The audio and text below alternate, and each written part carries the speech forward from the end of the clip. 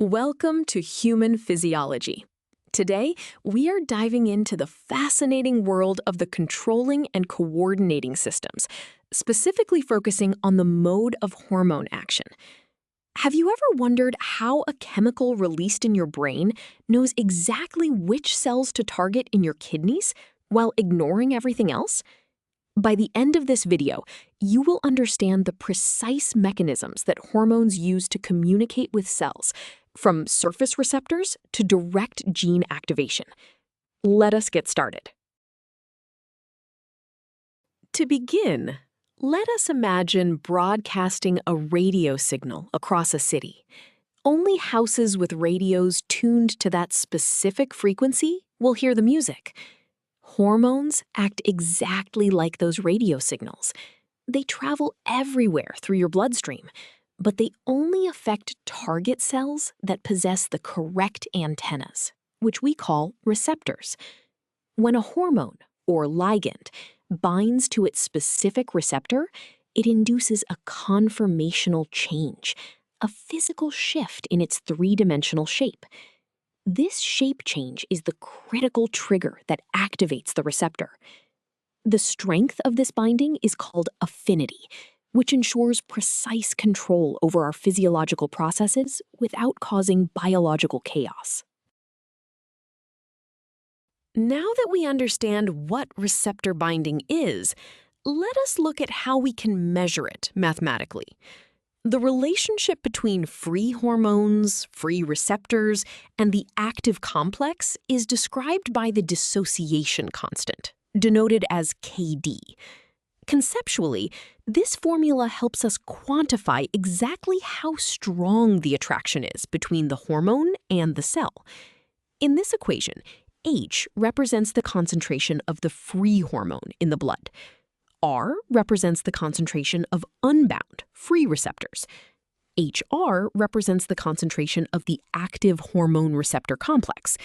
Finally, Kd measures how easily they come apart. If Kd decreases, it means the hormone and receptor have a very high affinity, binding tightly. A high Kd means the binding is weak. Before we move on, let us see this with a concrete example.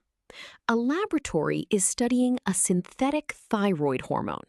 We are given a free hormone concentration of 4 × 10⁻⁹ molar, a free receptor concentration of 2 × 10⁻⁹ molar, and a dissociation constant of 1 × 10⁻⁹ molar. We need to find the concentration of the active complex. First, we rearrange our formula to isolate the hormone receptor complex. We then substitute our given values into the numerator and denominator. The units of molarity partially cancel out, leaving us with a final concentration of 8 × 10⁻⁹ molar. Physical, this means a significant portion of receptors have successfully bound to the hormone, sending a strong signal to the cell. Let us look at another scenario to solidify this concept. An endocrinologist is comparing insulin medications. For medication A, the bound complex concentration is 5 × 10⁻⁻⁰ molar. The free hormone is 2 × 10⁻⁻⁰ molar, and free receptors are 3 × 10⁻⁻⁰ molar. We need to calculate the dissociation constant to find the binding affinity. Here, we use the standard formula exactly as written because it is already solved for Kd. We plug the free concentrations into the numerator and the bound complex into the denominator.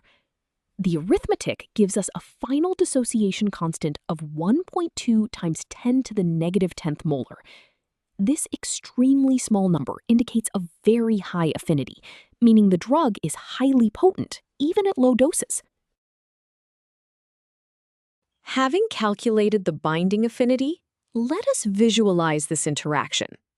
On screen, you are looking at a schematic diagram of a cell membrane. Notice the lipid bilayer forming the boundary of the cell. Embedded within it are the receptor proteins, acting as the antennas we discussed earlier. Above the membrane, the blue circles represent the free hormone molecules floating in the extracellular fluid.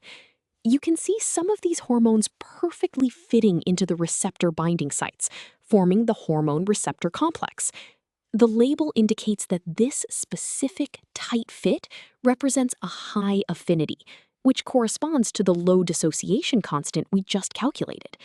This diagram beautifully illustrates the lock and key mechanism that prevents biological chaos. Now that we understand basic binding, let us explore how different types of hormones deliver their messages, starting with peptide hormones. Imagine a delivery driver bringing a classified package to a secure base. They cannot go inside, they must use an intercom at the gate. Peptide hormones, like insulin or adrenaline, are water-soluble. They cannot pass through the oily, lipid-based cell membrane. Therefore, they bind to a receptor on the outside and rely on an internal guard to carry the message inside. This is called a signal transduction pathway. The hormone is the first messenger. It activates an enzyme, like adenylate cyclase, which creates cyclic AMP. This cyclic AMP acts as the second messenger, triggering a massive phosphorylation cascade that rapidly activates enzymes for a quick physiological response. This second messenger system is incredibly important because it allows for massive signal amplification, which we can represent mathematically. Conceptually, this formula tracks how a tiny initial signal on the outside of the cell multiplies into a massive cellular response on the inside. In this equation, R total represents the total number of final active molecules produced inside the cell. H represents the initial number of hormone molecules bound to the outside receptors. The variables A1, A2, and A3 represent the amplification factors at each step of the cascade, such as G protein activation, cyclic AMP production, and kinase activation. If any of these amplification variables increase, the final response grows exponentially, explaining why a sudden rush of adrenaline works in fractions of a second. Let us apply this amplification formula to a real biological scenario. A single molecule of glucagon binds to a liver cell, so our initial signal, H, is 1. This activates 100 G proteins, making A1 equal to 100.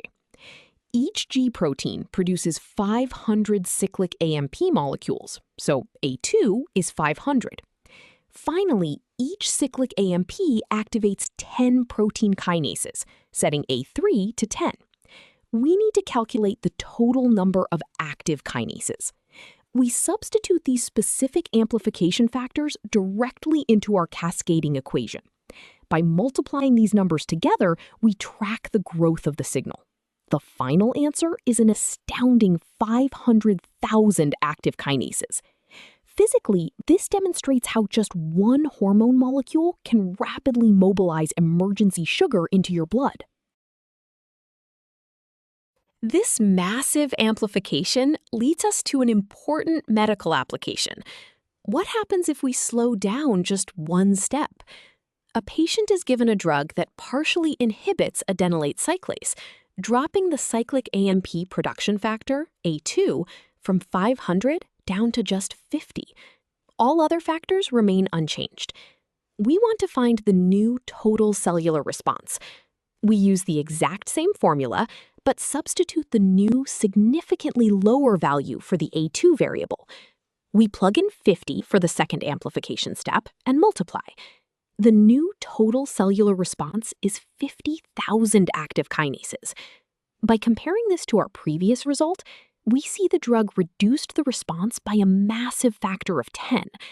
This physically explains how medications like beta blockers successfully calm down an overactive heart.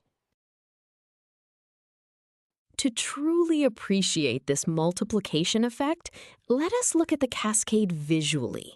This diagram illustrates the cyclic AMP second messenger system we just calculated. At the top, you see the cell membrane with a peptide hormone bound to the receptor. Follow the arrows downward. The receptor activates a green G protein, which then activates the enzyme adenylate cyclase. Notice how the arrows branch out.